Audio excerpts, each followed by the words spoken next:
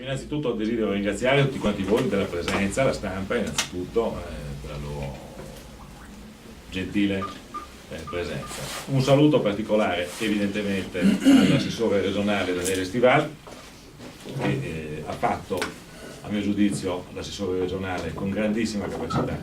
e grandissima dedizione in questi 5 anni, e vi dico subito, mi auguro possa continuarlo a fare anche nella prossima giornata amministrativa. Io credo che sia in ogni caso importante per Portogruaro avere, e per il portoguarese, quindi non intendo solo il comune di Portogruaro, delle persone di riferimento, delle persone che siano in grado di operare positivamente non solo a livello regionale o di città metropolitana o nazionale, ma con un occhio di riguardo, con una partecipazione, con una presenza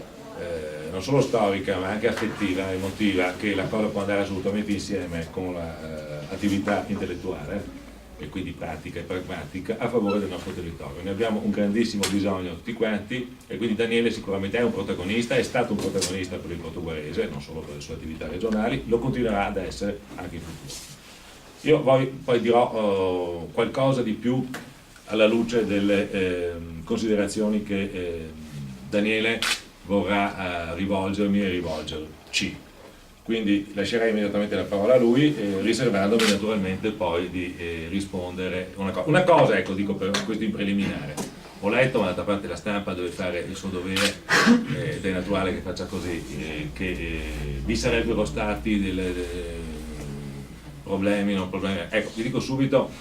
sono sereno, ma non come dice Matteo Renzi, sono sereno sul serio, nel senso che sono sereno, tranquillo e assolutamente motivato a portare avanti la mia e la nostra campagna elettorale con assoluta sicurezza, tranquillità, senza nessuna protervia, con, spero, buona capacità di ascolto e altrettanto buona capacità di proposta per cercare di essere convincenti in questa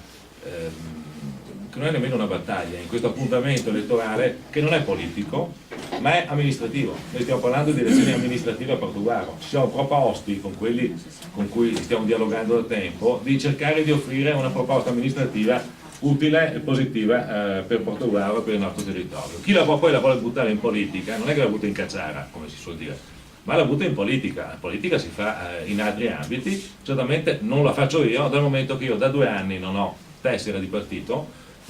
Ho scelto 2 anni fa,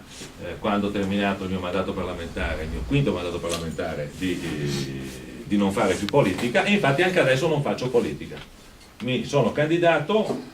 con l'appoggio di molti, mi auguro sempre di più, per svolgere un buon lavoro amministrativo. Ecco, oggi sapere che al mio fianco a supportare questo nostro sforzo, questo nostro disegno, c'è una persona e anche un gruppo assolutamente significativo come quello rappresentato dall'assessore Stival è una grandissima gioia ed è una cosa che arricchisce